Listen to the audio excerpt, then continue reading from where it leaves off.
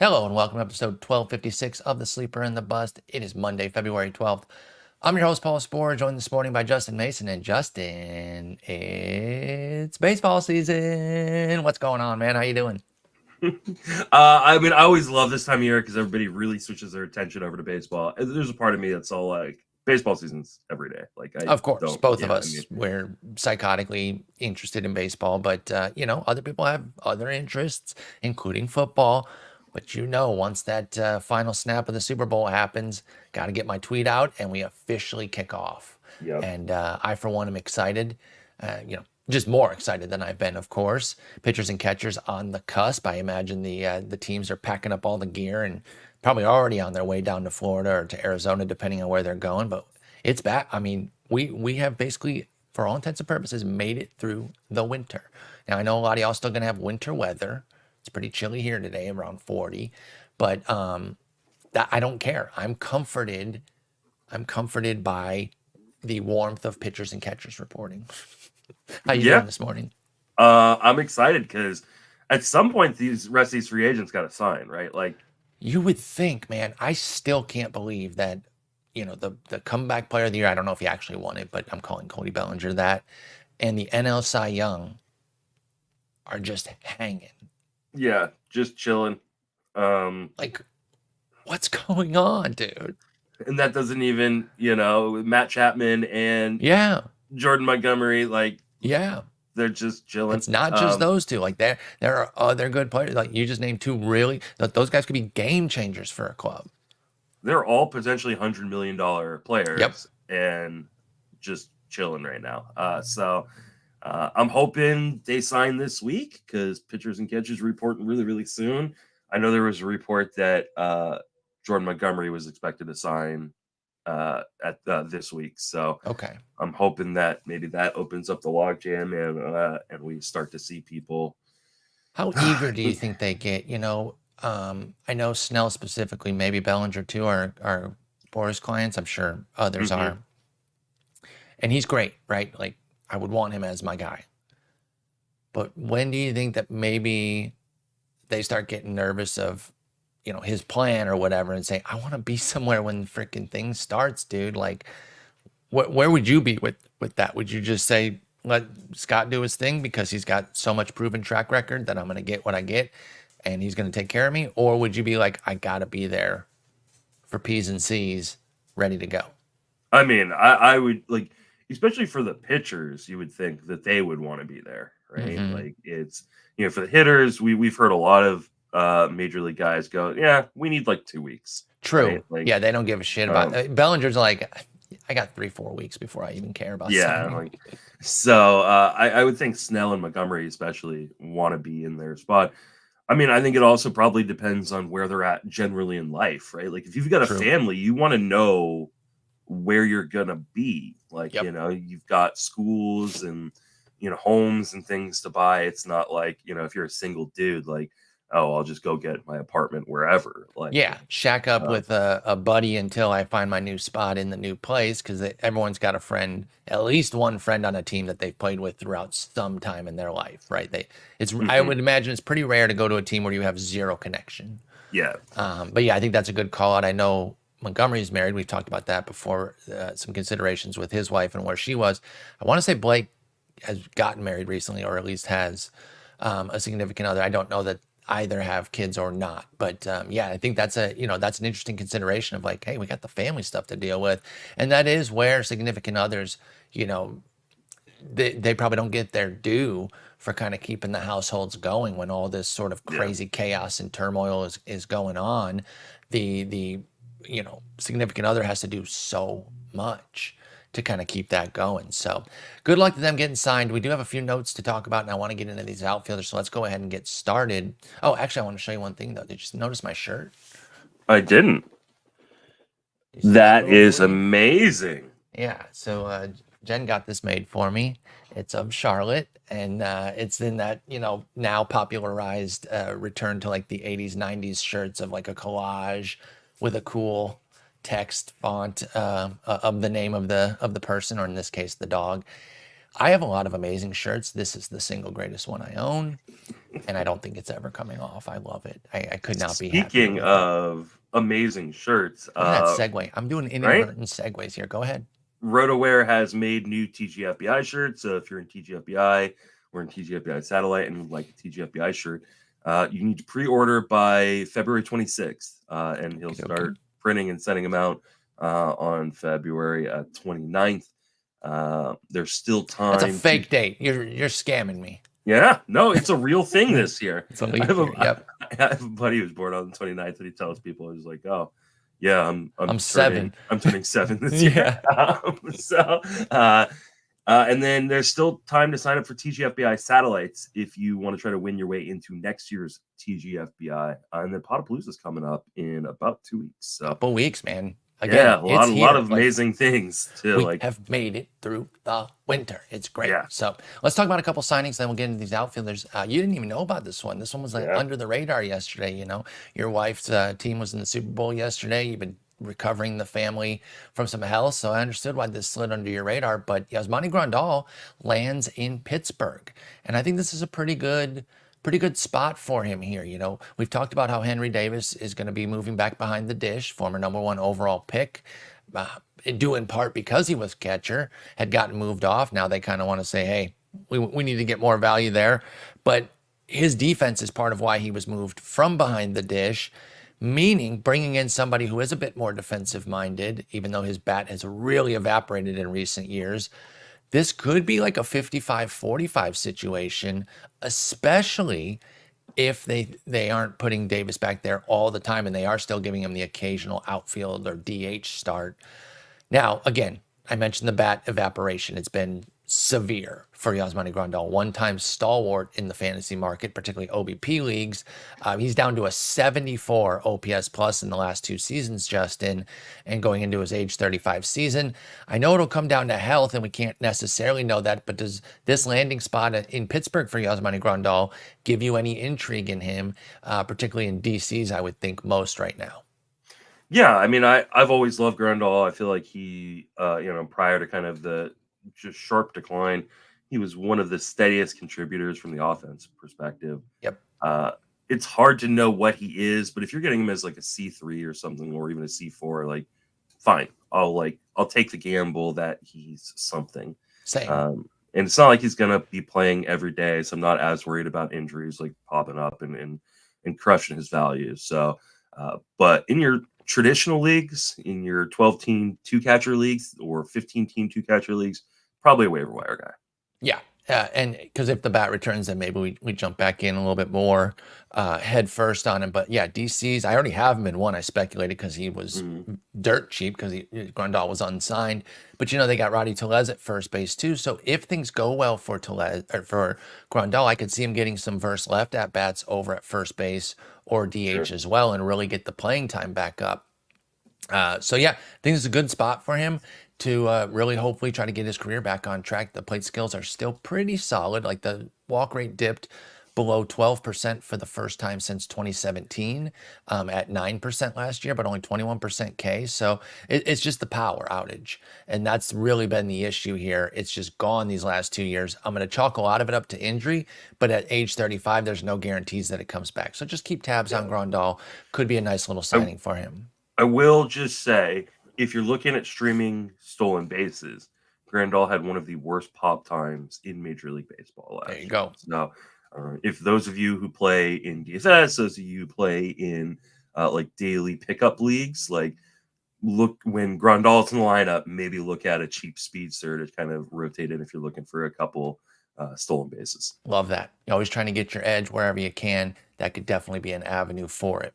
A small little move here with Spencer Turnbull moving over to Philadelphia. This does not surprise me at all. There was a falling out between management and Turnbull this year in Detroit.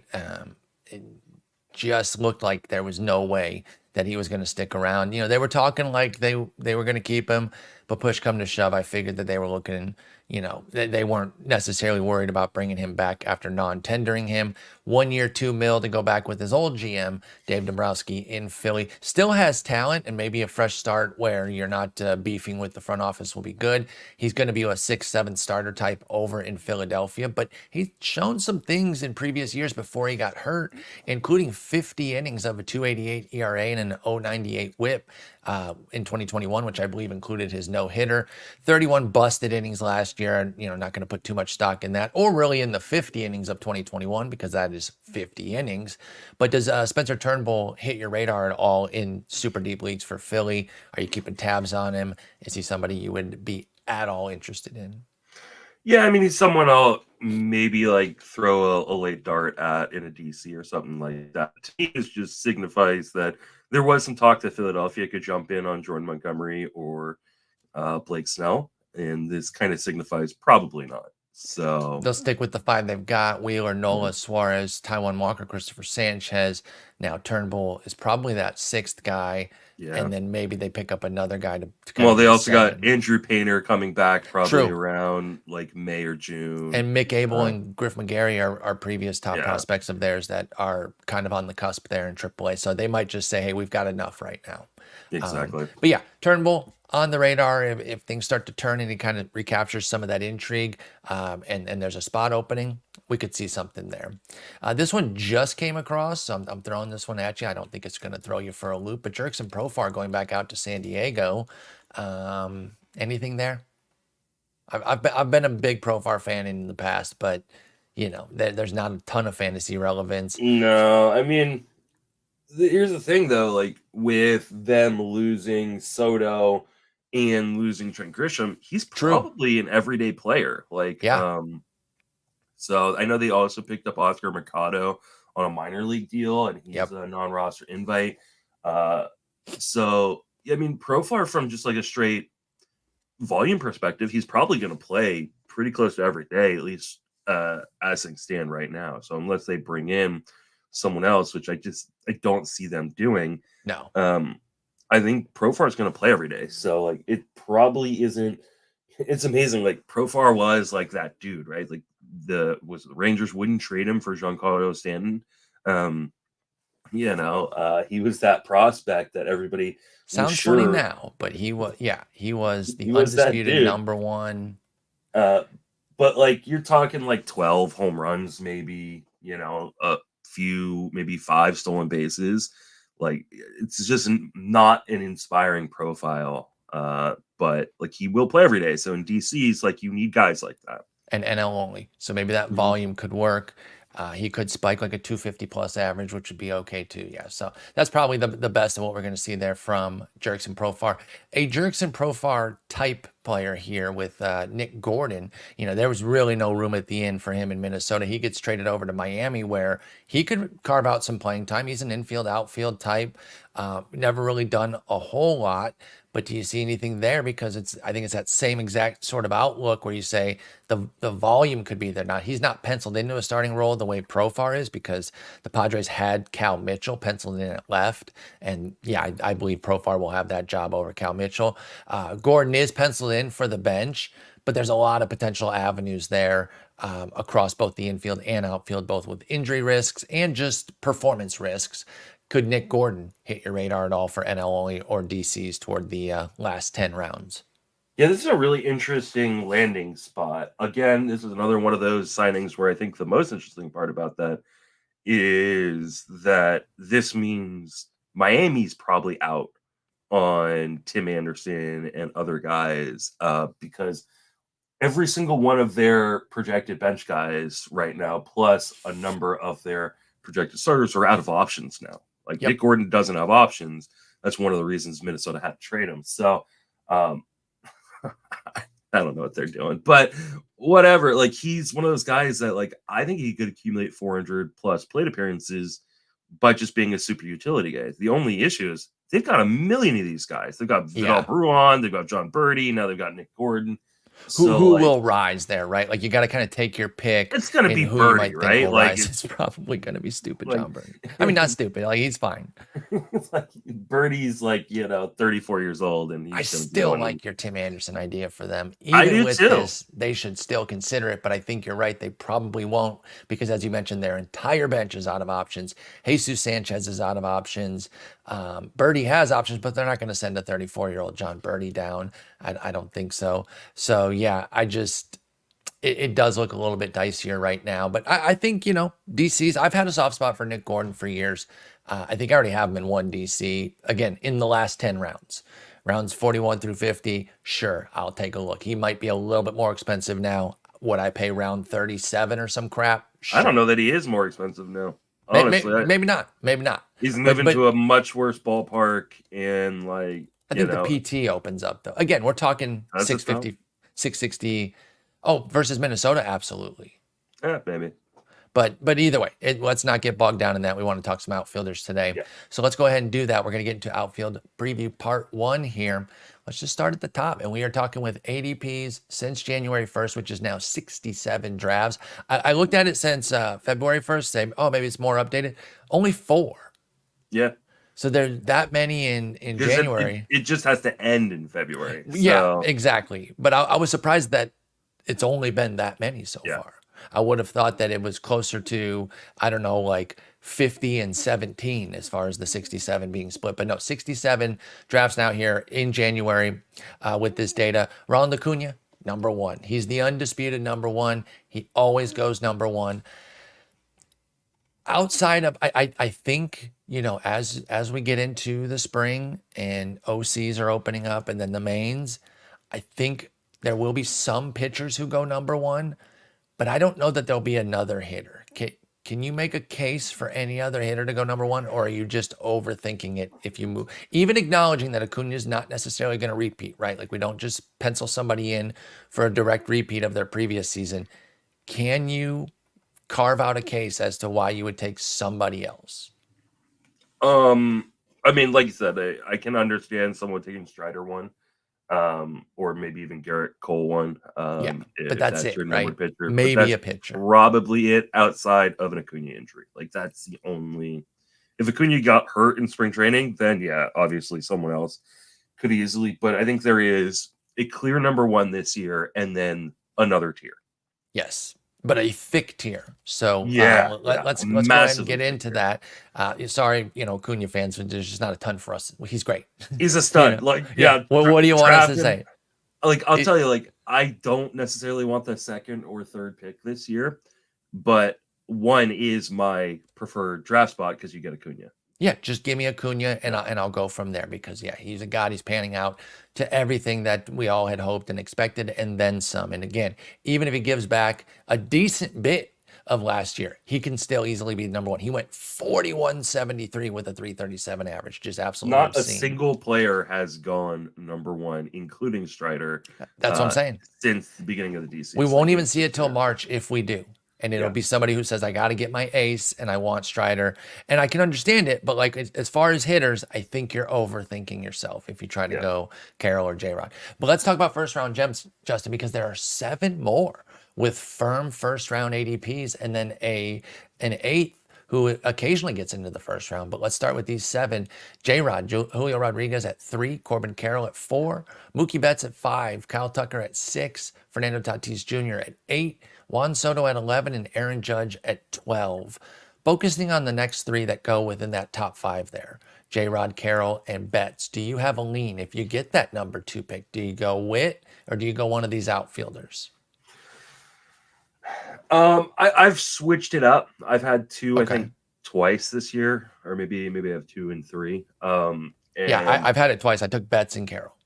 Yeah, I've taken Betts and Witt. I want to say I took J-Rod in a draft as well. So I could go either way. I think that these guys are all so super close to each other. They all have upsides. I think some of it depends on the format, right? An NFBC with the overall kind of construct, I tend to lean towards the guys that I think can give me the better batting average because I think the batting average is harder to get late.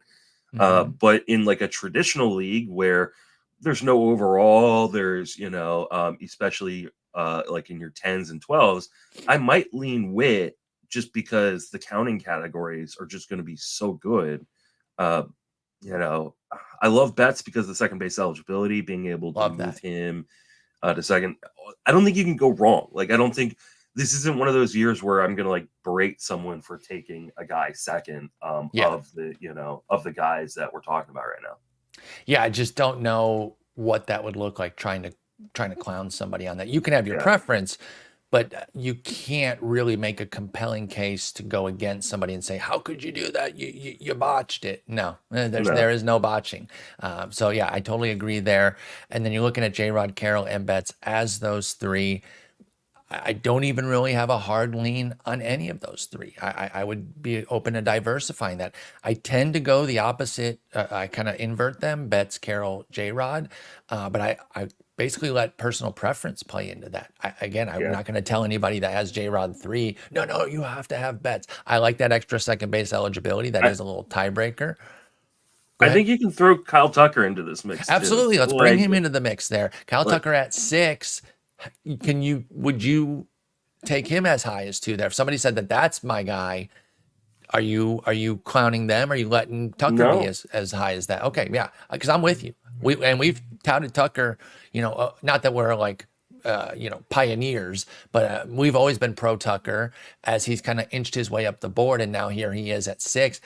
If I get quote unquote stuck with pick 6 and I have to get Kyle Tucker, I mean that's amazing. That's why it's like one or push me deeper in the draft and let me just get what's left of these amazing studs. Yeah, like I'm totally excited to draft like 7 or 8 this year Mm-hmm. because I know I'm going to be leaving a draft with, one of these guys or Strider or like, I mean, just I'm totally fine with it. It's uh So much heat in the first round. Kyle Tucker kind of being separated from this group a little bit after ostensibly a 30-30 season with a 288 batting average. And now Dusty Baker's gone. He's not batting fifth anymore, right? Like he's going to bat third or fourth in this Freaking better lineup not. finally.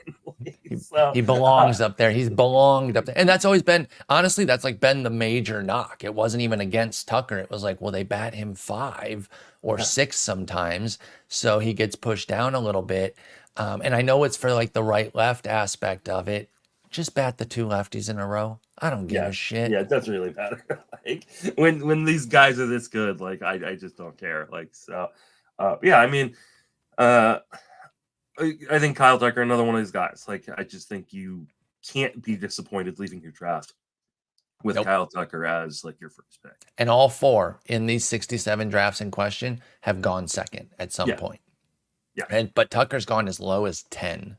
Get hmm me in that draft where I'm getting him at 10 for God's sakes. I would and love that's the that. thing too. Like for those of you who do play in leagues, like we do, um, as the pitchers get pushed up in March, like some of these guys are going to be available at 9 or 10, Yep.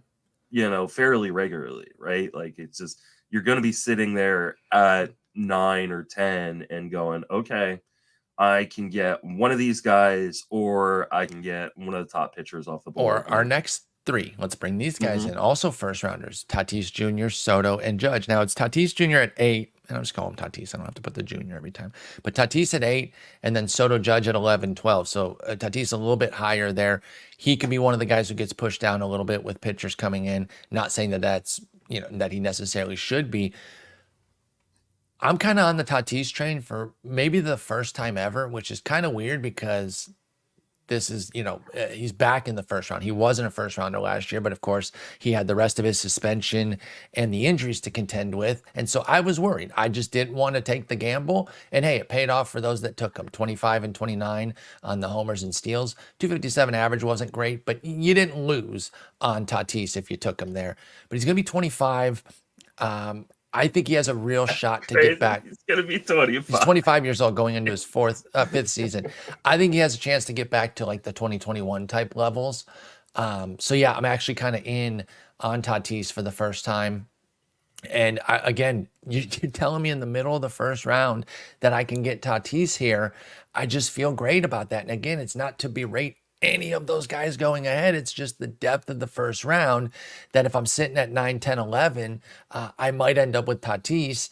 and I have no issues with that. What do you think we see more of 2023 when he had a 113 WRC plus, or the 2021 guy who, or actually the 2019 through 2021 guy who was a 150s WRC plus type of guy, 151, 151, and 158 in those 3 years. And of course, he missed all of 2022. Where do we stand with Fernando Tatis Jr.? Yeah, I think that I mean, I do kind of think 2021 is a little bit of the ceiling. Like Okay. maybe that is the best season, which is fine because Yeah. I think last year is a really good indication of what he'll probably be, which is a guy who could be 20, 25, 30, or maybe even 30, 30 with a decent batting average. And like, yes, the bottom half of the San Diego lineup isn't very good, but the top half is still pretty good. So, like, I think there's going to be plenty of RBIs and runs scored. Like, I don't have an issue, especially because now this is going to be the first full season we've seen from Tatis probably ever, right? Like, so, like, If you're if talking you, like, sorry to interrupt, like 150 plus games, because last year yeah, 635, that's technically a full season. but like you said, like he missed time not due to injury, but due to Yeah, suspension. Like I have no real issues at this point with the shoulder. Maybe that's a tiebreaker thing, and that's why you push him behind the previous tier. But I think Tatis deserves to be talked about as a mid first rounder with the potential of being the best player in fantasy because we've seen that kind of skill from him before. exactly. And that's precisely where I'm at with Tatis, and that's why I am finally ready to kind of take that plunge and pay the premium price. He's gone as high as 3. His former teammate is now teammates with this next guy. Soto and Judge go together there with the Yankees at 11, 12. Do you have a preference between the two?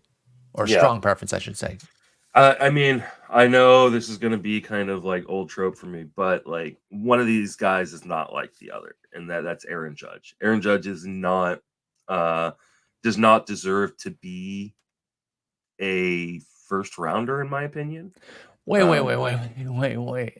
I understand the health concern, but that is a It's the health take concern, right the there. absolute health concerns. Like so, tonight I'm writing an article for Fantasy Pros that talks about like how do you construct your draft in the early rounds, and the way you construct your draft in the way you should construct your draft in the early rounds. So this is for high stakes leagues, is by trying to mix in as little risk as possible. Yeah, You you try definitely to want mitigate upside, risk with and upside. as much as I love the upside of Aaron Judge, and he does have the potential to be the number one player in fantasy this year, like the risk is apparent. Like we thought we were over the injury issues. We're not over the injury issues. In fairness, I never thought we were. Yeah, I didn't either. So we're not over their injury issues. Like don't get me wrong, like last year was, pretty amazing. That's going to But be the pushback, right? Is that even when he only played 106 games, Judge gave you 37 homers, 267, 75 with 79 runs. Like, so what's your answer to that? Like, if I'm somebody saying, well, that's my floor, and my upside is 62, 16 with 131 ribbies and a 311 average, why can't I take him there, Justin? I mean, you can. I wouldn't. Why wouldn't you take him there, Justin? I don't know why they're saying your name like that. They're being very snotty to you. I know. The guys going behind him are Trey Turner, Garrett Cole, Shohei Ohtani, Jose Ramirez. So it's like it's just it's as less much about who else is available. Yeah, and I'm not Okay. saying like, oh, you shouldn't take him at pick 16 or 17. Like if he's there at 16 or 17 and I'm sitting there, I'm like, okay, I may end up taking him because like Sure. I think he belongs in a tier with Bryce Harper and Yordan Alvarez, who are both guys who have the same kind of things where they could be the best players in fantasy if they stay on the field. I just don't know if I trust their ability to stay on the field. That makes sense. And when we're at this high level in the first round, the margins are small. So you say like, Yeah. oh, it's 3 pick difference. Yeah, it's 3 picks. Like that's a big deal in these rounds. And so you prefer Judge and you mentioned Trey Turner and Garrett Cole. So that's totally understandable. I am very excited about Soto in New York. I know people have talked like, oh, well, he doesn't really pull the ball or whatever. I think he does what he thinks is best for what he can get done. I think that Juan Soto is going to have a career high pull rate this year, and he's going to eat. at Yankee Stadium. He's never been above 40, 39% last year is a career high. I think and I don't even think it's going to be crazy. I don't think he's going to start pulling at 60%, but I think at home, Juan Soto is going to take advantage of that right field porch and have, 45, 46% pull rate and rip a ton of homers. I mean, he hit 35 last year. So it's In not like San I'm even, Diego. Yeah, like yeah. in San Diego, he had 35. So I think he's going to hit over 40, tons of runs and ribbies.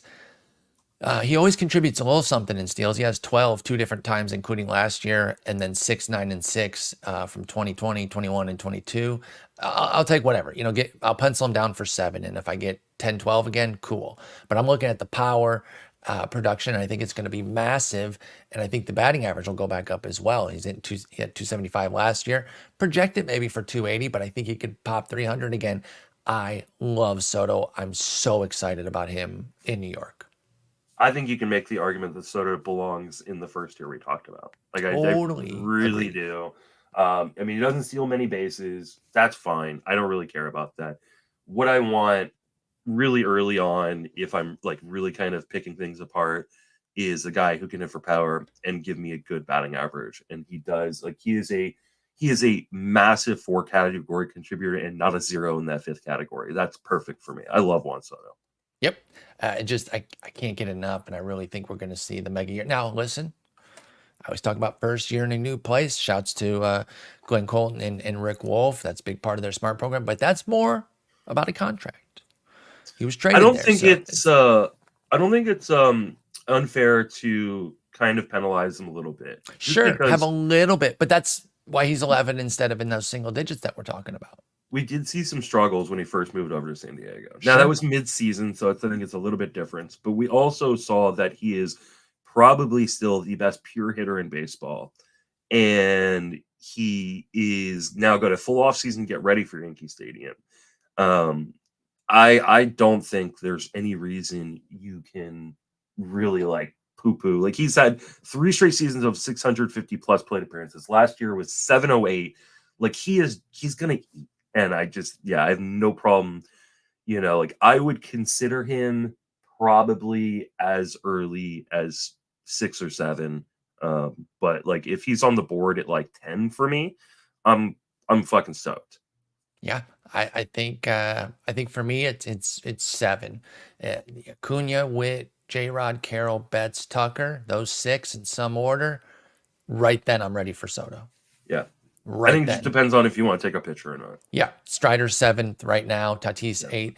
I'm at 7. I'm probably not taking Strider. Nothing against him. I'm just not. I prefer Tatis and Soto, and those are the 2 that I'm going to hem and haw over at 7 if those first 6 go in their normal order. But yeah, I'm very, very giddy about Soto. I think he's going to have a great time there. And even if the big power surge doesn't come, what I'm hoping for, sign me up for another 30. Like I don't think he's going to be much lower than 30. I doubt the power comes way down. So if I get 33 instead of like a jump into the 40s, but a boatload of runs, dude could push for 120 runs on that ball club with 90 plus ribbies and the contribution of steals. I'm just loving it. So anyway, I'm beating the dead horse here on Juan Soto. I'm very, very excited about him. Let's talk about a sometimes first rounder. You mentioned him when you were saying that where Judge should be going. You said with Bryce Harper and this guy, Yordan Alvarez. Now, he goes at 17, so he's right there. He consistently goes in the first round, but just not all the time, which is why he dips down here. His range in these 67 drafts is 12 to 21. So sometimes he's got that aggro person who says, I need Yordan Alvarez. And by the way, I got no problem with pick 12. If he's your guy and you want to bet on that health, now you and I aren't going to do it because we're both going to cite his health and say that scares us. But in terms of pure upside, if you could guarantee me the health on Alvarez, yeah, I could totally see pick 12. I could see higher than that, to be honest. If I gave you 150, I said that is a minimum that he plays, where would you take Yordan Alvarez? Mid first round? Yeah. He starts to go right after Tatis and Soto for me. Yeah, I mean, I think you have an argument to say that he should go above both of those guys because the batting average could be 300 plus 50 home runs. If it was 350 or 150 games in this world where I could guarantee health, he could hit 330 for God's sakes. Like that's the Yeah. kind of hit. Like Alvarez isn't just some slugger; he is a hitter. But I So mean, like, you're fair. I That's a I fair would point. I would say, like, if you said 150 games, give me a projection, a median projection. I'm doing 45 290.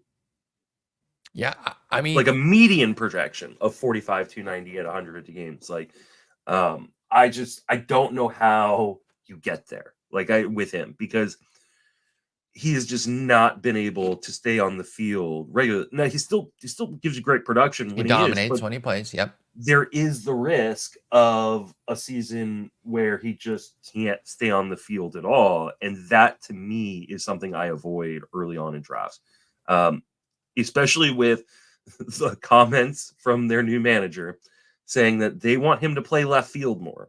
I know. Like I know. that to I me don't love is that. like, nope. That is the Eloy thing last year. Remember, we are like, oh, Eloy's full-time DH, and then all of a sudden they're like, we want him to play in left. He was playing a ton. And Now, like, in slight fairness to Alvarez, he is a markedly better defender than Jimenez. So part of it for me was both Jimenez's inability and the injury risk. Like that. oh, I don't care. I don't care about the inability. I care about the injury risk. It's for me. Well, that's what I'm it's saying. all Like, about, yeah. but being bad can also heighten that injury Mhm. risk. Taking bad paths, running into the wall, hurting himself the way Eloy did. Yeah. I don't have as much concern with that with Alvarez, but it's still enough that it bothers me. I don't really want him playing left field. So I'm co-signing you there. I'm just saying there's a little bit difference between he and Eloy, but it's that same sort of deal of like, just DH please, and let him hit 45 with like a 320 average and just go absolutely berserk for a year. But yeah, he's great. So since you can't be guaranteed the 150 games, where would you take Alvarez? Mid-second round. Okay, which I'm never gonna get. Like, no, that's not true. 21 is his max. That means you are getting him sometimes then. yeah, I think that becomes a really interesting argument, because then you're debating between like an Austin Riley, an Ozzy Albies. I think especially once you get past those two guys. Then are you sure he's a mid-second rounder then? Because now you're worried that you might not even take him at that point. Is he a late second rounder for you then? Might be. I think I might take him over Albies. I think I would. Riley, And I love Ozzy, but I would take Alvarez for sure. because Albies has had his own injury issues, right? Mhm. Like, so like I don't think I could, but I'm definitely taking Riley. I think I can make the argument for other guys. I'm probably taking a pitcher there. Like that's fine. like, But once Alvarez's pick starts with a 2, I'm on Yeah. board. Like Yeah, me I too. can do it. So I think I can too. that's totally fine for me there. But yeah, Especially he's a if stud. I've got some other, like if I started off with like some like a Freddie Freeman, like just a real stalwart. plate appearance like hog, like yeah, like then I'm much more likely to be like, okay, I'll take a little bit of a gamble here with Alvarez. Yeah, and that's if the price starts with a 2. ADP of 17 is just not going to be there for me that often. All right, we got power speed game changers, and based on, let me check the clock here. This might end up being our last tier. I only have one other behind that 4 today anyway, but this is a thick tier. I cannot believe how many of these guys were here and all around the same ADP. This is just where you're getting these dudes. And why did oh, there we go. I couldn't find my sheet, but we have, what is this? 9 guys here. And a bunch of them are very similar ADPs. Michael Harris at 32, Luis Robert 34, Rosarena and Randy Rosarena and Adolis Garcia have near equal ADPs, even out to the decimals, but it rounds up to 48 for both of them. Nolan Jones is at 59, Cody Bellinger's at 63, Jazz Chisholm Jr. at 74, Josh Lowe at 81, and Christian Yelich at 82. So it's a lot to take in here. Let's start with the 2 guys that are going inside the top 35 here with Harris and Robert. I see some similarities between the 2. We had our discussions about Harris last year. We were not strong on him going into that sophomore season, worried about him batting 9th and all that.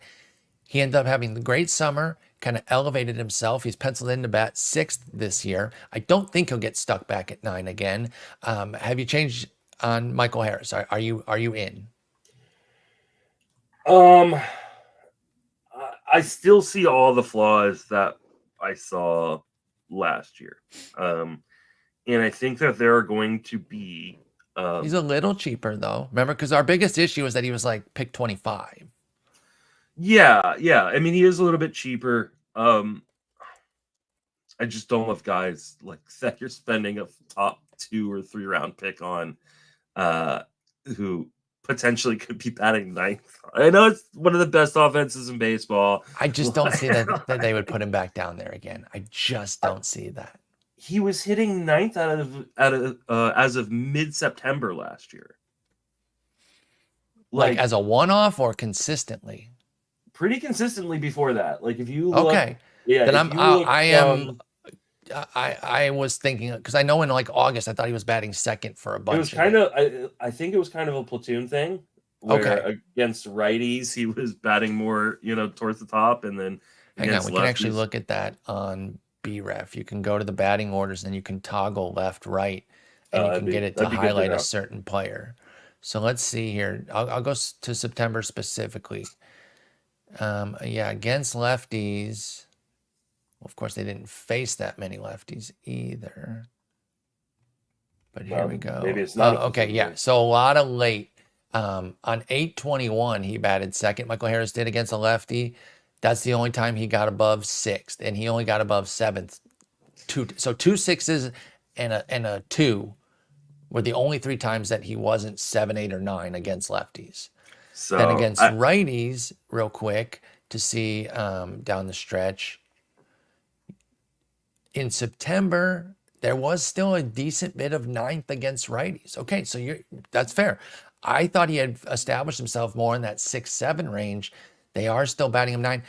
And underscore for those that might not understand why you're so concerned about that. Obviously, it's the volume piece, but like that can really hamper you batting ninth right down there, even in a yeah, good lineup because of the ancillary runs and ribbies that you're losing being all the way down there, right? and So that's your concern. it's just a plate appearance thing. Like I want guys who either have just massive upside or plate appearance hogs. And usually I tend to lean towards the plate appearance hogs, the Marcus Simeons of the world. Yeah. I just want guys who are going to play every day. And Harris should play every day, but like being ninth really does hurt your overall potential in terms of gathering those plate appearances. And he still swings out of the zone like 41% of the time. Like it's just, I think there are going to be struggles, and I think there are going to be amazing moments. And we saw that last year. I think that's who he is. So You taking Robert over Harris? Luis Robert batting third on that garbage White Sox team. Now, so third on a that's it. garbage team is still way better than ninth on a good team. I Yeah. promise you. So that is a really interesting question because I didn't think I would take Luis Robert, but I just sent you a screenshot of the current draft I'm in, and I took Robert in the third round. Now it You was the took 3 back guys end. from this tier, by the Yeah, way. and that's why I you sent it to really you. love this Yeah. tier. Well, no, it's just those were the guys I'm drafting from the 15 spot, and those are the guys that dropped to me. It's that depth of the power speed guys, though, Yeah. because you went pocket aces in this one. You went Cole Burns, but then you went Robert. Then you got your closer with Hader, and then Bellinger and Lowe. So you still got 3 power speed guys as the foundation of your offense. Yeah. So talk to us about Robert, though. What you said, you're not usually a huge fan, but you ended up with him here. it's the injuries. Like from a straight skills perspective, I really, really love Luis Robert, but the health is a problem. Like he just gets hurt a lot. But in this kind of scenario where I took pocket aces to start off my draft, like I wanted some upside. Like he still had an amazing season, even though it ended on the IL. There's just risk. Like you could easily see him only playing 90 games because of his health issues. And like you mentioned, the White Sox suck. Like they just suck. Like they are wretched. It's going to be really bad. But he went 38-20, so 2 homers short of a nice 40-20, but only 80 ribbies and 90 runs because they're so crappy. Bad. Yeah. But the sky's still the limit with Robert. He could even be better than this, believe it or not. Even though that's not the projection that you go with, the upside is still there. It's very, very rich with him. I would go Robert over Harris. Seeing this lineup stuff, I'm glad we checked it because in my mind I'd had him having, like I said, having established himself a bit higher, and that is just not the case. I think he's still a threat to bat bottom third, and I can't have that out of my third round pick and sometimes second round pick. And that was our whole big issue last year with him. And even though he ended up having a great second half, yeah, I remain a bit tepid on Michael Harris. Now, not as anti as I was last year. So if he pops off, I'm not taking him a call, because I'm not saying you can't draft him.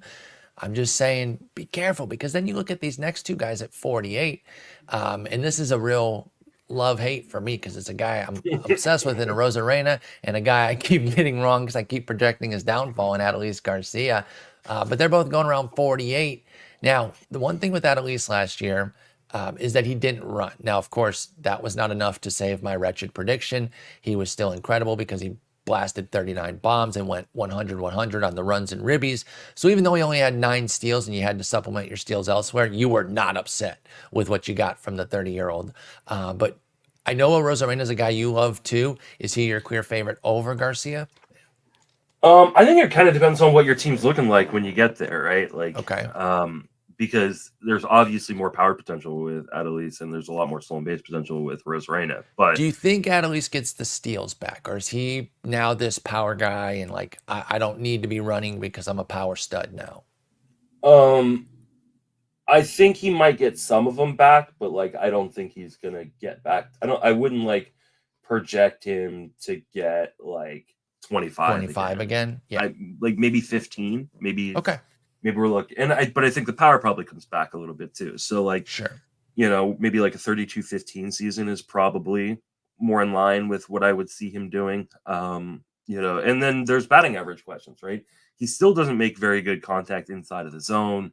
I know that the strikeout rates haven't been like atrocious necessarily, but like that's a 30% strikeout kind of profile. Yes. So I think there is risk. So I think it really, for me, depends on what your team makeup is looking like and what you think you can attack later in the draft too. Like if you think you can get stolen bases and batting average later in the draft, then maybe you go with an Adolis Garcia. But if you think you can get power later in the draft, then maybe a Rosarena is the kind of guy you want to go for. I was encouraged by Adolis Garcia's dip in O-swing rate, swinging outside of the zone, Yeah. chase rate, if you will, down to 30%, easily a career best, 7 points better than 2022, and that helped foster a 10% walk rate, which was 4 points higher than 2022 as well, also a career high. And his plate skills have always been my biggest issue with him, and his age. Like he's a late breakout with bad plate skills. This has implosion potential. By the way, it still does. Now, Yeah. I am not going to go triple down and continue to advocate not to draft him, but he does still bring that risk. Like, Yeah. and you better believe if he flops this year, I will take that victory lap. Okay, I'll be beaten from the first 2 years, but I'll get my victory lap. But no, I do still worry though. If the 10% walk rate isn't real, and you talk about how this is a 30% K rate profile with a 6-7% walk rate, that has some bottom out potential. But I cannot deny how great Adolis Garcia has been. He's viable at 48. I'm not going to stick my foot in my mouth again there and say you can't take him. But I will go Rosarena in most cases.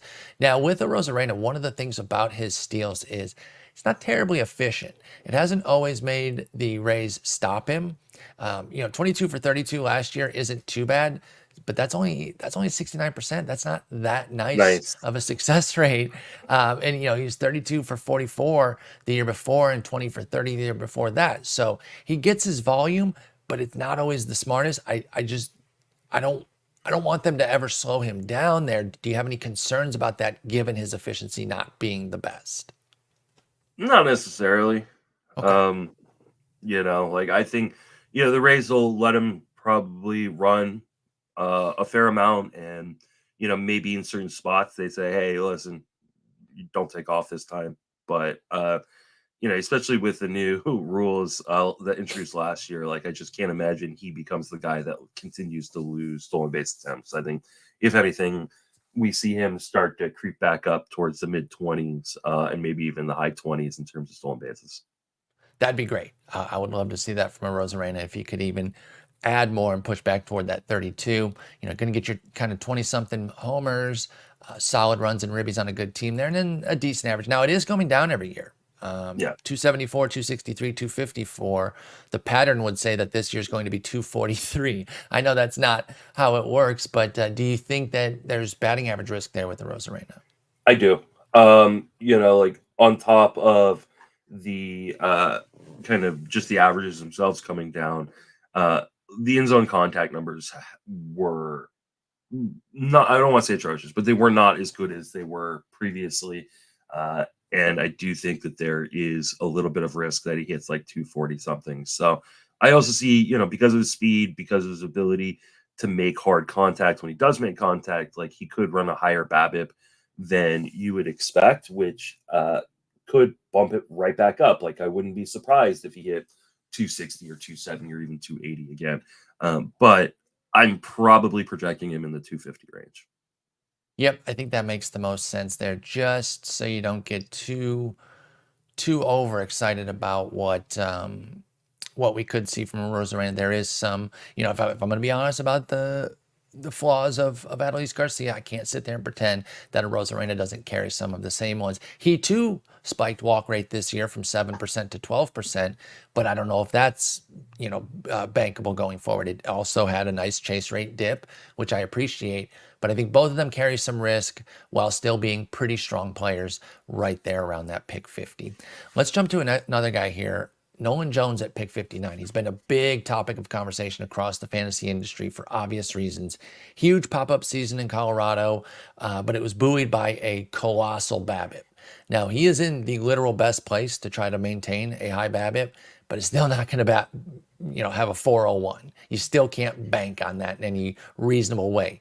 But he needed just 106 games to go 2020, Justin. And yeah, he had a 30% K rate, but also a 13% walk rate. What do you make of 26-year-old Nolan Jones? And hey, good job, Cleveland. You could never use a guy like that. I think this is bust potential written all over it. I mean, worst zone contact in all of baseball for the time Huge period. downside. Yeah, like and it's not because like of a massive like swing and miss problem either. Swing and strike rate wasn't even bad. I think it was around 12%. Correct. And so it's about like because he has that walk rate, he's passive at the plate sometimes. And he will see, called third strike calls. I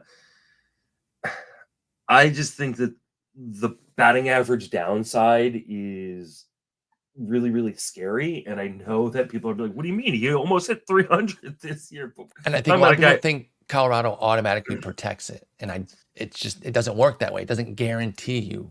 Yeah. And I mean, because what we're seeing is a guy that has the same type of profile from a hitting perspective as like a Joey Gallo. Because like you go and you look at like Joey Gallo's zone contact, and like, yeah, he's like a 72% career zone contact guy. That's atrocious. 85% is around league average. That's so Nolan bad. Jones last year, in spite of the amazing numbers, 74.5% zone contact. Like that is really, really bad.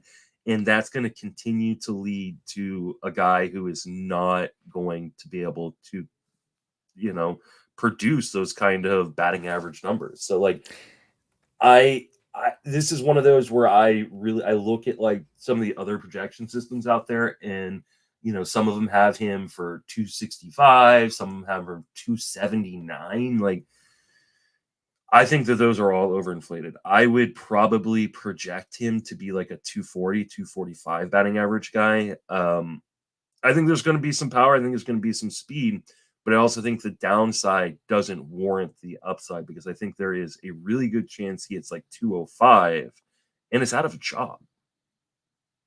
That would obviously be the bottom out. Holy crap, everything really went sideways for Nolan Jones, but I don't think it's off the table. And again, Yeah. my guess is that a lot of people that are heavily buying in on him are really going to attribute Colorado and Coors protecting a lot of the potential downside. They're also doing something that we tell people not to do every year on random players. They're extrapolating out to a 600 plate appearance season and going, this guy could be 30-30. Like, yeah, I mean, he could be like that, I guess. But like he isn't like a particularly fast guy. So like 30 stolen bases. And if you had really, if he had really had 600 plate appearances, then that 401 BABIP would have come way down, right? Yeah. Things would have massively changed if you add on another 200 plate appearances. You know what's worth noting too about Colorado and everything? Guess where he had his 434 BABIP on the season? Yeah, it was on the road. Yeah. And so like that's going to come way down. I And think there's so something to be said for pitchers not having the time to readjust to him. Like, yeah, they didn't have a book on him, and yeah. he ate him alive, and he had a great season. It was awesome, and it really generated some great intrigue, and poking a little fun at Cleveland there for just letting him go when outfield's been an issue for them for quite some time. And again, he wouldn't have done this with Cleveland, I don't think. I still think he's better than the options they have.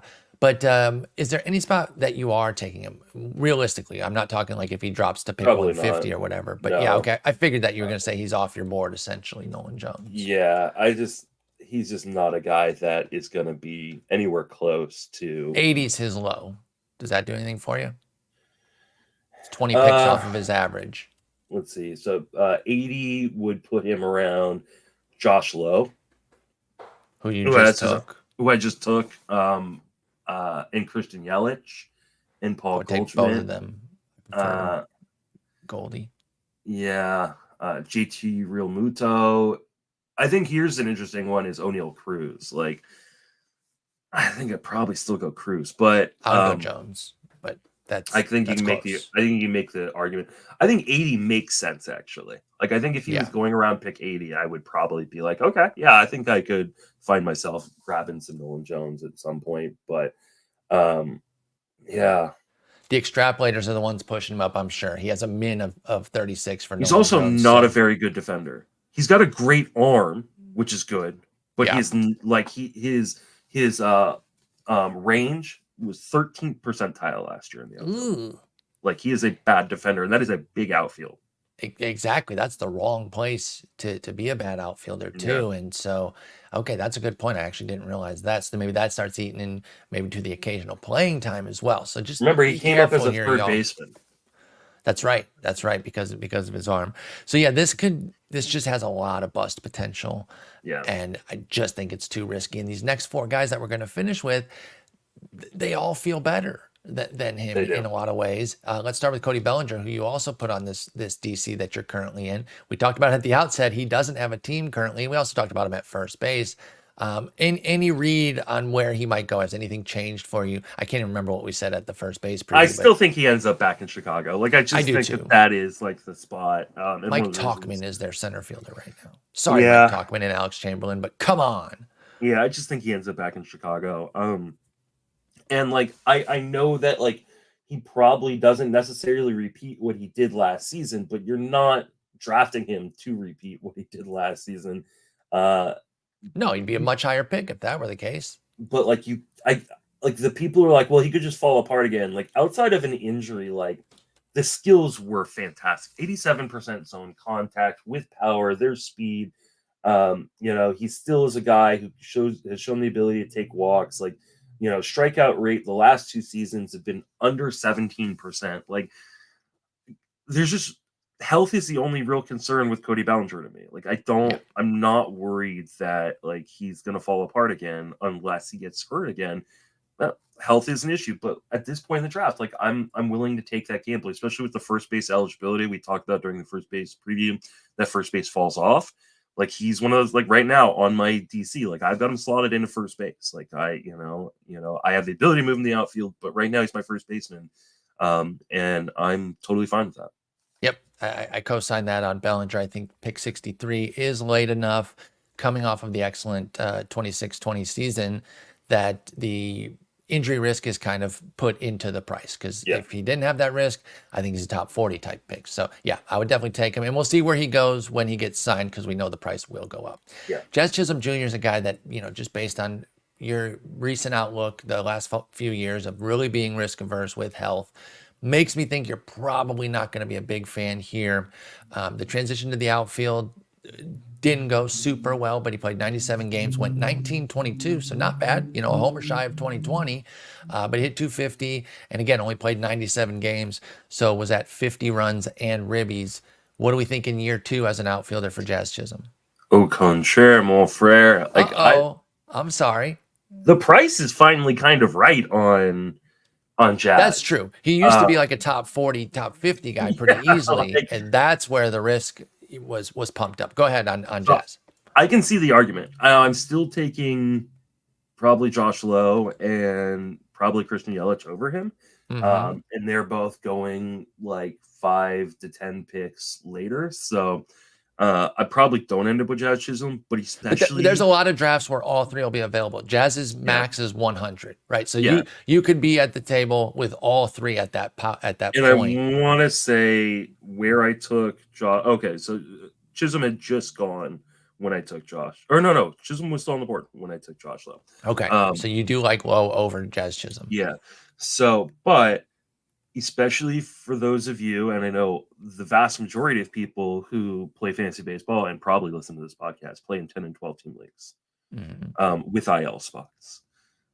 Fucking take Jazz Chisholm and pick 70 something. Like, yeah, I'll backfill the injury time because I can throw him on my IL. You definitely want to be smart about your roster construction in terms of like making sure you're not taking too many Jazz Chisholm types, right? You don't, because you may only have 3 or 5 IL spots and you don't want to load those up. But I mean, yeah, if he does put together a 500 or a 600 plate appearance season, like we're talking first round pick value. We're talking 30-30 type, right? And I so mean, you look at what he's done, like Jazz could be a 30-30 type guy if he can find that elusive 550, 600 plate appearance season. So, I mean, I think this isn't a bad time to take that gamble. Okay. I had you wrong. I'm sorry. Yeah. I mean, he's only 26 too. So, like, yeah, exactly. Going into his age 26 season. Okay. Because he just turned 26. He just turned 26. I was thinking he just turned 27. So, yeah, 26. Like, yeah, I mean, is it a gamble that I'm going to take very often? Probably not. But I see the argument, especially, like I said, if those in you in your standard 10 and 12 team leagues, like absolutely. Like I'm going to labor in just a few weeks. Soon. Yeah. And that is a 12 team mixed auction with batting average, not on base percentage. So like I am definitely like Chisholm will be in play for me there because I believe they have unlimited IL spots.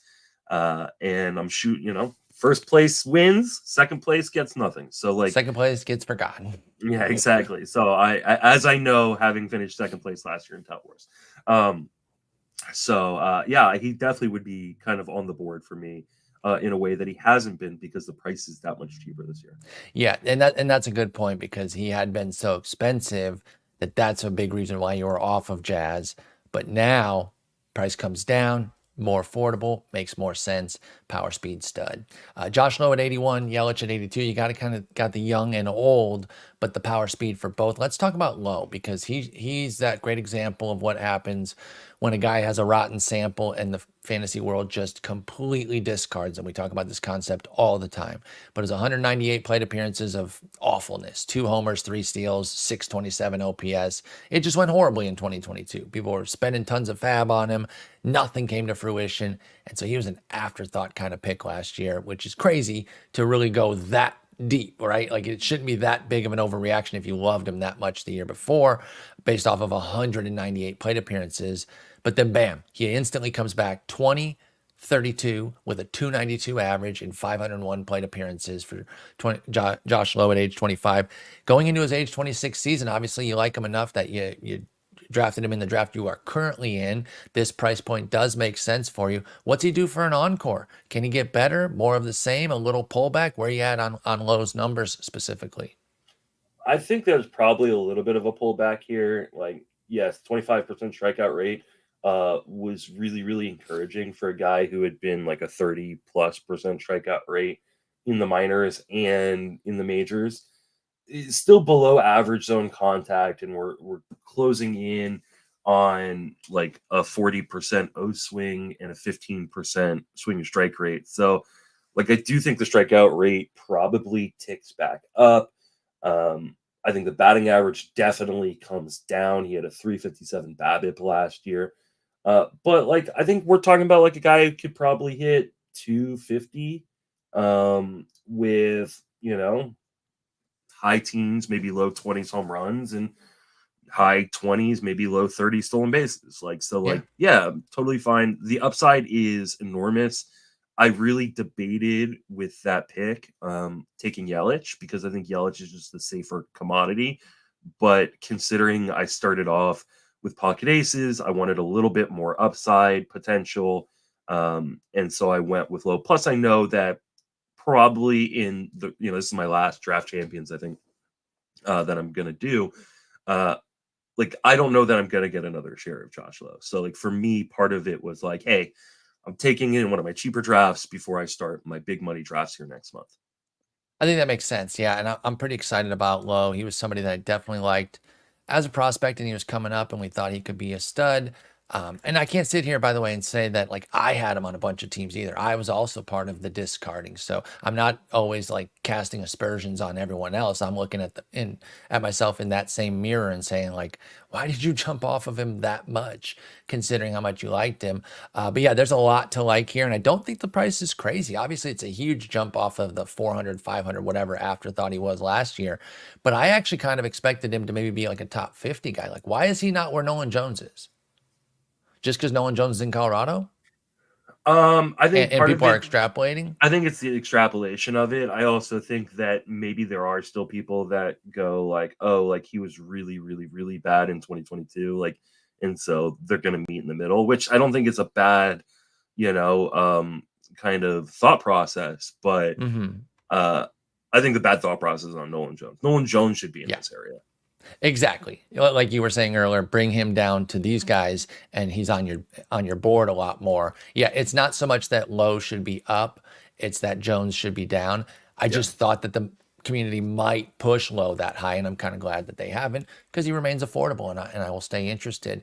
If you want to go with the more stable guy, at least in terms of bankable numbers, we don't know about the health because he's going to be age 32 this year, but Christian Yelich could be that guy. I think he's back, right? The last 2 years have shown that like it's not back to MVP Yelich, but it's not, is his career almost over Yelich, the guy who went 9-9 back in 2021 in 475 plate appearances.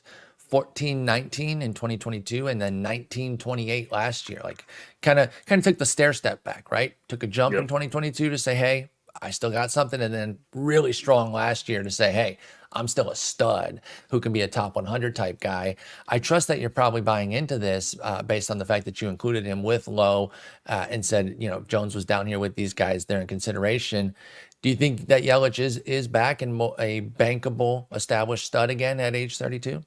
Yeah, I mean, 2 straight seasons where he's had 630 plate appearances or more. Uh, like, the power is never going to be what it was, back, in 2019 with the rabbit Unless they give ball. us But another rabbit ball. yeah, but like I think he is probably like anywhere from a 250 to a 270 hitter. So my projection will be like 260 something.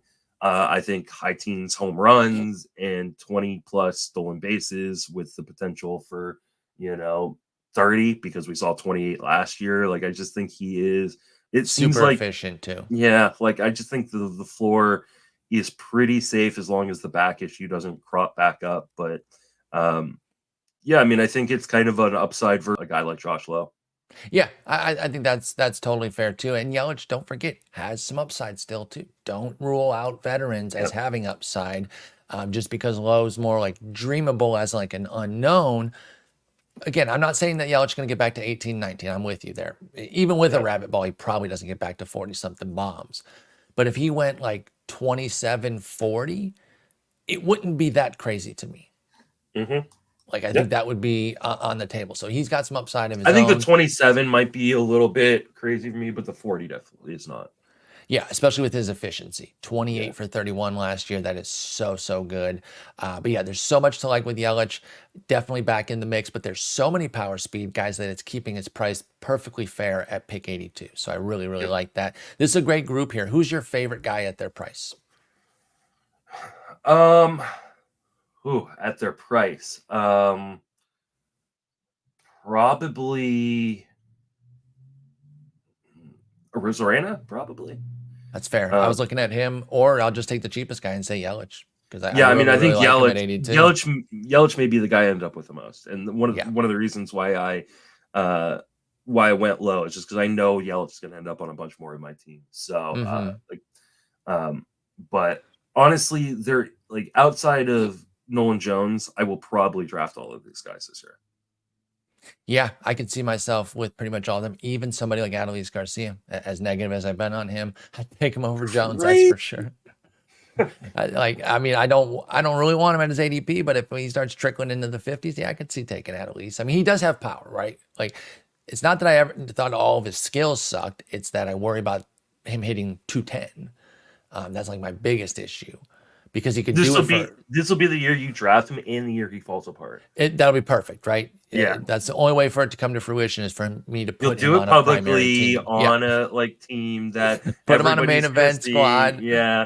Put him And on then main it'll event, finally happen. Do it in tout or in labor, and then all of a sudden you're the Adolis guy. Oh, hey, and you were right, apart. Sporer. Yeah. Good job. Call. Yeah. At least you don't have him anywhere, right?